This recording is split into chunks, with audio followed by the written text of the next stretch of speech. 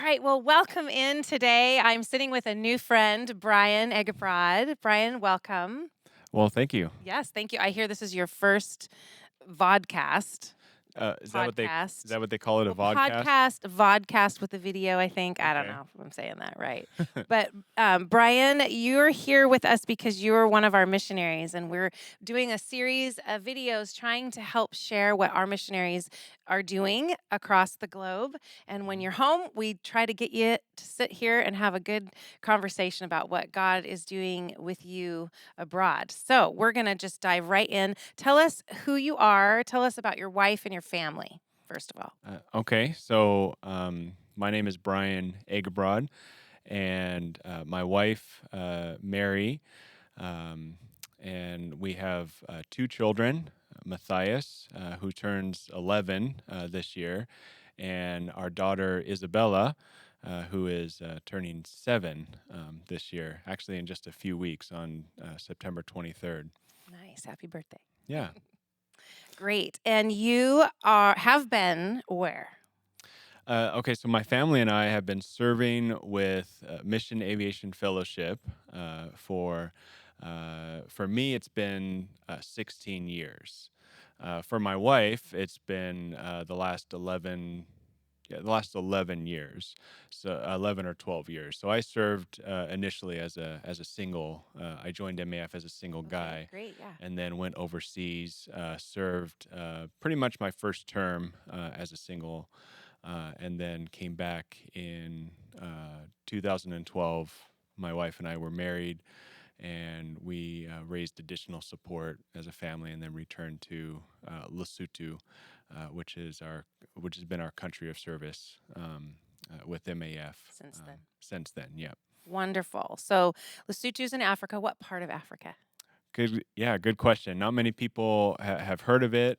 It is a unique country. It is in southern Africa, but it's completely surrounded by South Africa.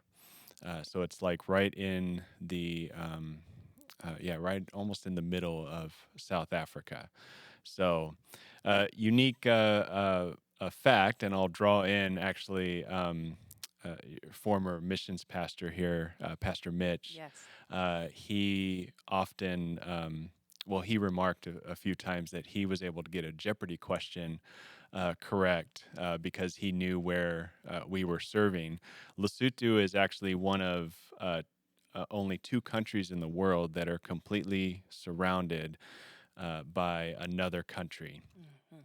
The only other one is the Vatican. Wow. Well, there you go. So That's good completely Jeopardy surrounded. Yeah, knowledge. yeah. That's awesome. So that is the uniqueness of Lesotho. Okay, well, since we're talking about Lesotho, let's talk about kind of their top challenges there as a people. What Mm, what and I know just a little bit about it, so I'd like to hear from mhm, you. What are their main struggles, mm. and why were you there? Okay. Lesotho is it's a very poor country. It doesn't have there's a host of problems. I think some of that does stem from it being kind of isolated and cut off. Landlocked, if you will. That poses problems. They're very dependent on um, assistance. They import a lot of their goods. They don't have a very strong, uh, you know, GDP, if you will. So they're just a very poor country. Physically, it is known as the Mountain Kingdom. It's very beautiful. The people and the country itself are incredibly beautiful. The country is rugged, very mountainous. Most of the country is high elevation mountains. Where we lived, the capital city of Maseru. Think of it like Denver. It's like five. It's just about mile high, five Wow. thousand 100 feet, and we were considered the lowlands of the country. The mountains, which encompass about 80% of the country, are higher than Maseru, the capital city. Okay. Um, so yeah, let me try to answer the question. So physically, it's very remote. It's hard to reach places. Um, uh, Spiritually, it's also it can be a very dark place spiritually.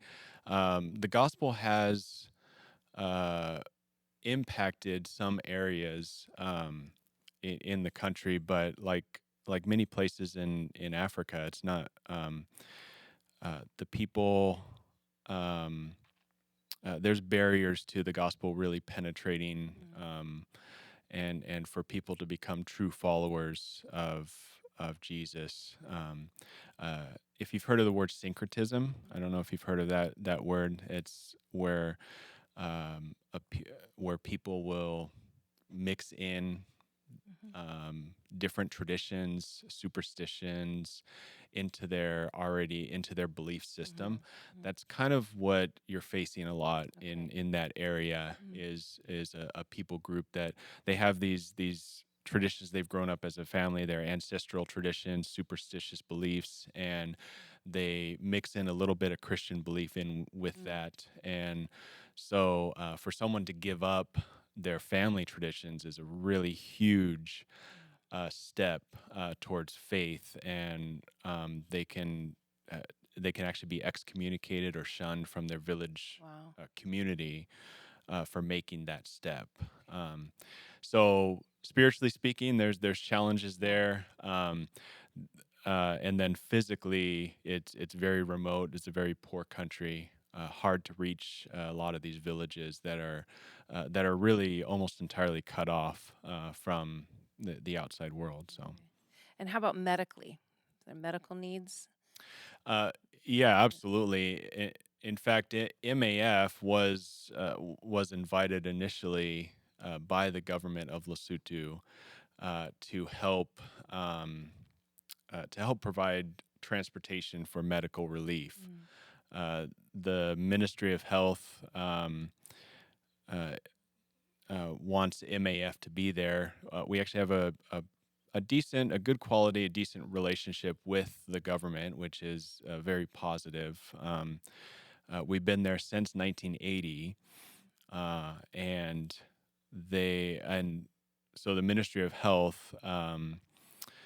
They have a an arm within their department called the Lesotho Flying Doctor Service, Mhm. and this was developed to reach the some of the most remote communities in the country of Lesotho, and MAF provides a just a vital transportation link to get their staff to and from these remote clinics. Uh, Also, basically, the way I explain it is everything that the clinic needs to run and operate, from obviously medicine, food, staffing. We are there to provide that service. So lots of flying into villages. Yes. Yes. Yeah. Bringing the doctor, bringing the supplies. Hmm. Great. So I imagine if it's such a mountainous region, that flying there may be somewhat challenging.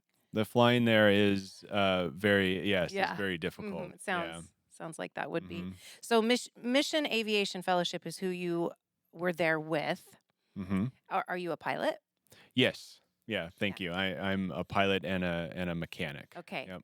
Gotcha. So uh, very needed and very useful there, I am sure.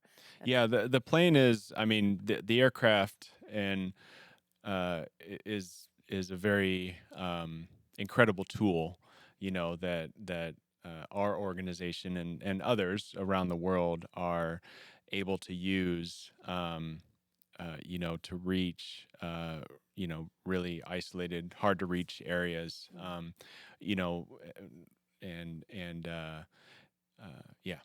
Well, and I can imagine you being there for 16 years. I think you said about Mm-hmm. 16 years.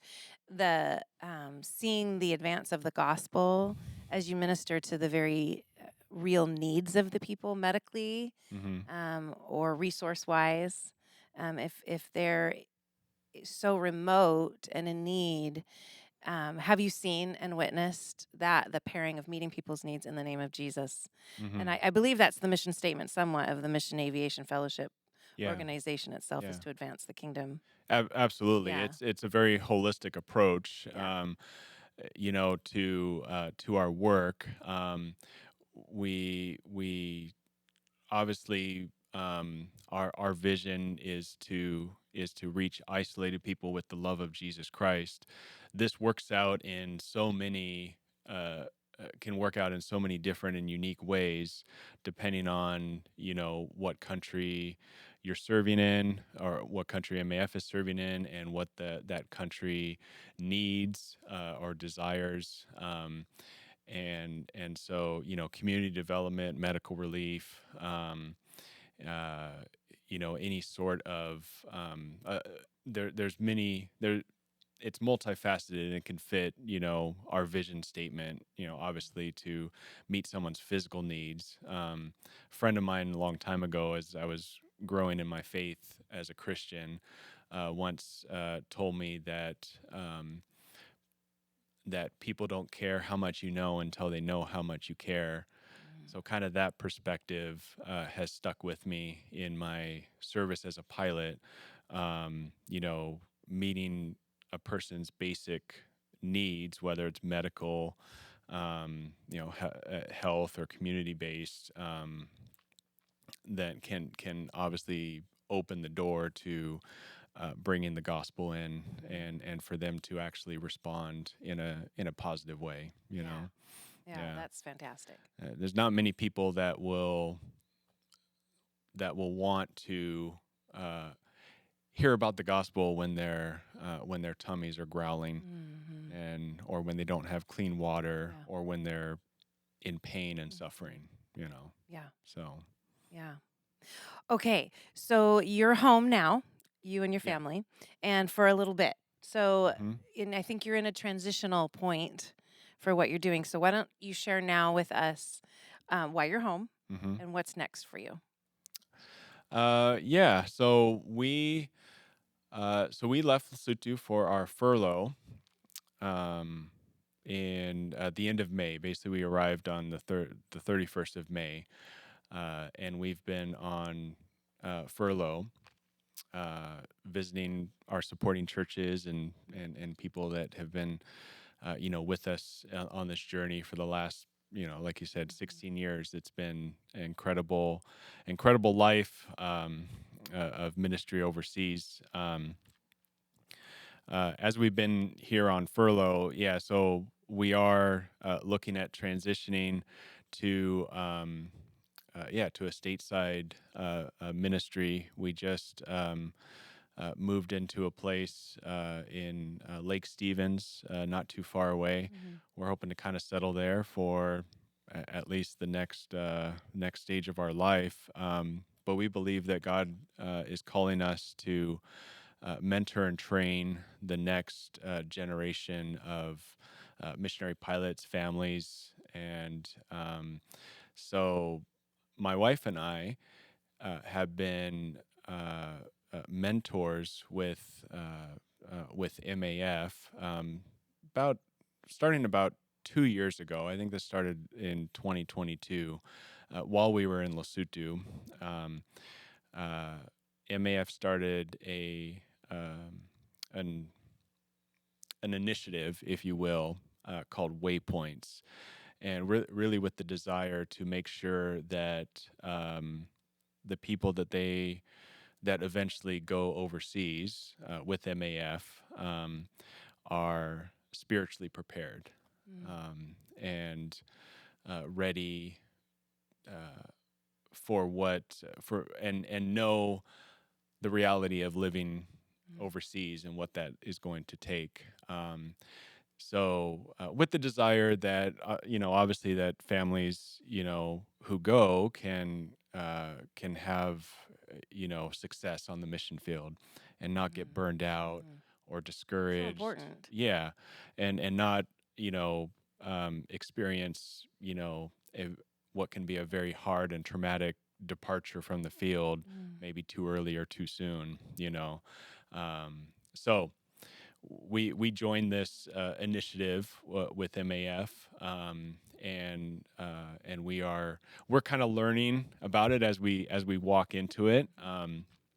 We started all of our all of our mentorship opportunities have been through Zoom, Hmm. through virtual because we've been in Lesotho, Yeah. but we've connected with several families, 5 or 6 families. Even if you were in the States the last few years, you would have Yeah. been using Zoom anyway. Yes, and a lot, yeah, Yeah. exactly, Yeah. exactly. So, yeah, we've started walking a journey with, 5 or 6 families, and just, yeah, just trying to, yeah, journey with them Hmm. in discipleship and in, learning more about Jesus and encouraging them for this road ahead that they It sounds are like an taking. equipping ministry. Yeah, Yeah. yeah, in many Preparing them, ways. equipping them Yeah, for what they have ahead yeah. of you. So you mentioned that coming back here, you're with Mission Aviation Fellowship. Are Mhm. you going to be working with any other agencies? Mhm. Tell us a little bit about Yeah, that. so one of my main roles that I'm transitioning to is so for about 4 or 5 years I was serving on the field in Lesotho as an instructor pilot. Uh, those were in many ways some of my um, most rewarding times of service. I really enjoyed bringing up a new pilot, who is just coming to the field. I really enjoyed the aspect of training them, mentoring them, and eventually sending them out. Like, okay, you're ready to go out and Mhm. fly by yourself. And um, from an instructor pilot standpoint, it was very technical. Obviously, I had to train and teach these guys that I flew with, like, okay, this is how you fly into this airstrip, Mhm. this is what you need to watch out for, and so on and so forth. It's Mhm. very, each of our airstrips had unique challenges associated with them.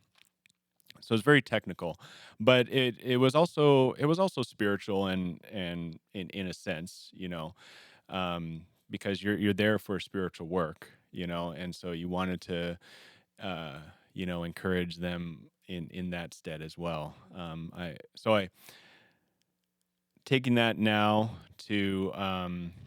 uh, to what the Lord has placed on our heart. I will be serving as a flight instructor at Mission Aviation Training Academy, which is located in Arlington at the Arlington Airport. And so I'm getting back into like primary flight instruction. It's not as it won't be as specific as my role as an MAF instructor pilot, but it'll be bringing up guys Yes. that are just learning how to fly and just developing this passion for mission aviation. So that's the next stage of our lives. I'll be working as a flight instructor Mm. in Arlington, and my wife and I both together will continue with this Waypoints equipping and mentoring ministry here in Washington State. Fabulous. It's Yeah, such fantastic work. I mean, it's like the building blocks. And you've been there, so your ability to speak into where they're headed, the full circle of that and how God's using you. That's fantastic. yeah, Yeah. yeah.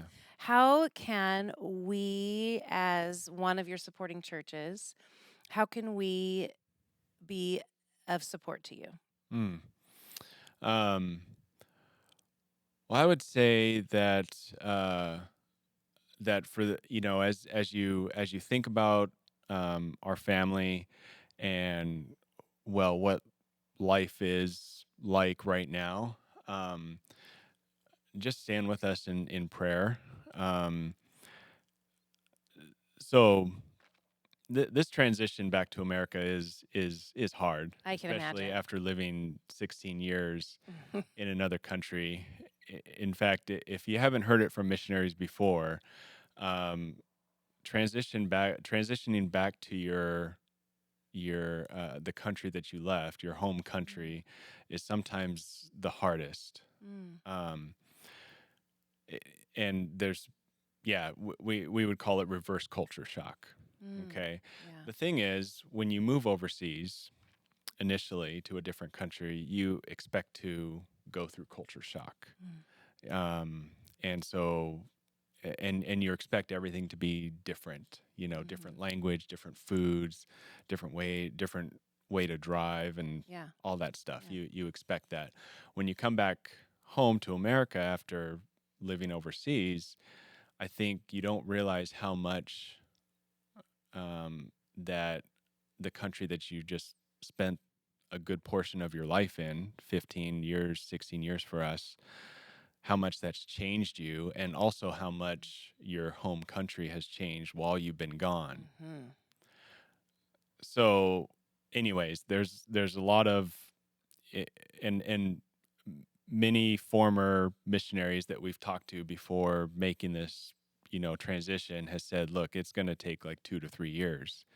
Even before it took us 2 to 3 years before we felt like we were back home.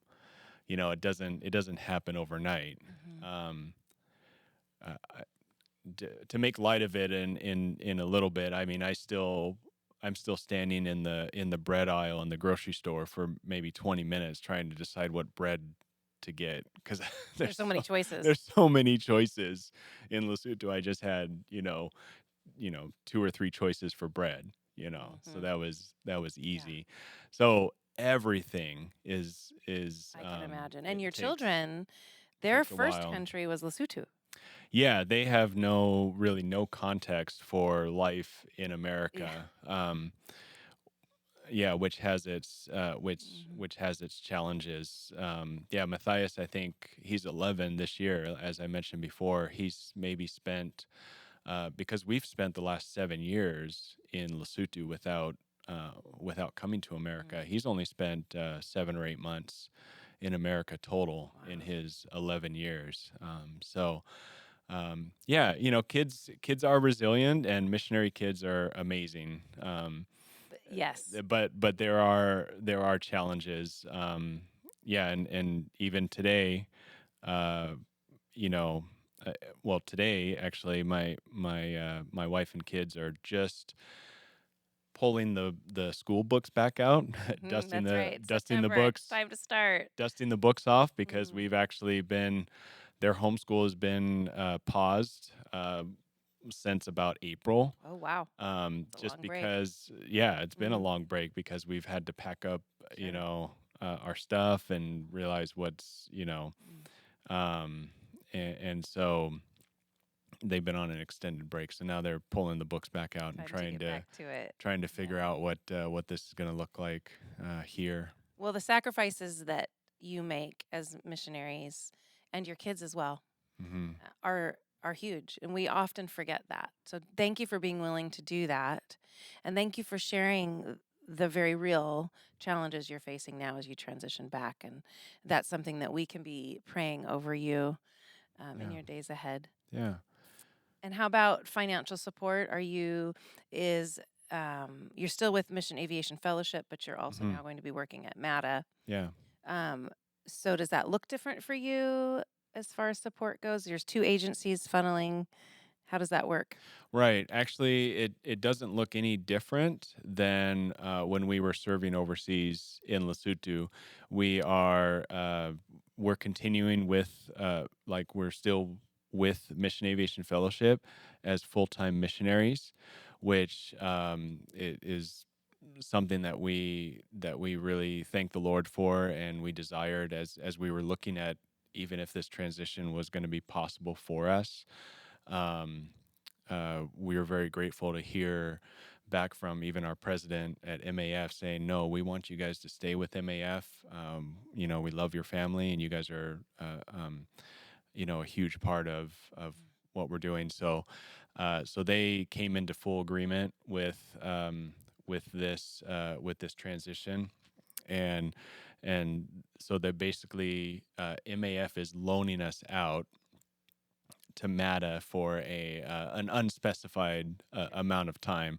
The contract that I initially signed, which is Mhm. kind of just going through the motions Sure. a bit, is for 2 years. Okay. But certainly, as I sit here today, we feel like it's definitely the next.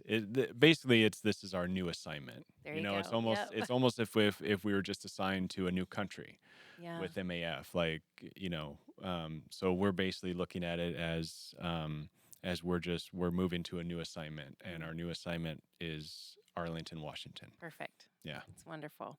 Well, thank you so much for dedicating your life to this work. And it's so good to hear a little bit more details about your ministry. It's good for us to hear that, to understand that in order to have pilots flying into remote places on on our globe to bring the gospel, you have to train those pilots. Hmm. And so that's such important work. So if you are interested or God's laying on your heart to support Brian and his family in this incredible mission work that's happening, you can check out more information of how to do that through camanochapel.org. Go to our missions page and there's information and more information about your family there as well. Yeah. So, Brian, thank you so much for coming and joining us and continuing to do God's work in advancing his kingdom. No. Thank you. Thank you. God bless you. All right.